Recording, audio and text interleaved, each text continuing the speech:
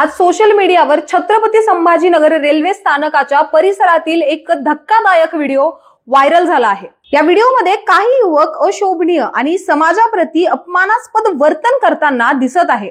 या कृत्यांमुळे महाराष्ट्र आणि समाजाच्या भावना दुखावल्या गेल्या आहेत। या घटनेनंतर नागरिकांमध्ये संताप व्यक्त होत असून बऱ्याच नागरिकांनी प्रशासनाकडे या घटनेवर गांभीर्याने दखल घेण्याची मागणी केलेली आहे।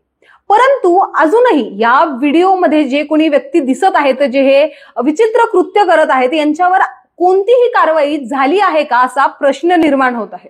रेल्वे कायदा अंतर्गत कठोर शिक्षा होऊ शकते व कलम 151 रेल्वे मालमत्तेचे नुकसान केल्यास किंवा नाश केल्यास 5 वर्षापर्यंतची कारावासाची आणि दंडाची शिक्षा होऊ शकते। हा कायदा सर्वांसाठी बंधनकारक आहे।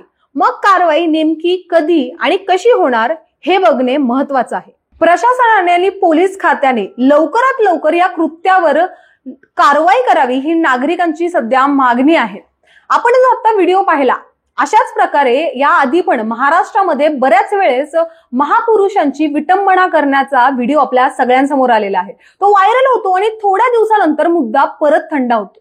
पण आता ह्या सगळ्या गोष्टींवर महाराष्ट्र प्रशासन कोणते कायदे लागू करणार आहे किंवा ह्या सगळ्या गोष्टींवर आता आळा बसणार आहे की नाही, हा प्रश्न सध्या आहे। आता हा जो व्हिडिओ व्हायरल झालेला आहे, छत्रपती संभाजी महाराज यांच्या नावावर जे स्थानक आहे यावर ही सगळं कृत्य झालं, हे कितपत योग्य आहे आम्हाला कमेंटच्या माध्यमातून नक्कीच सांगा आणि पाहत रहा न्यूज डॉट्स।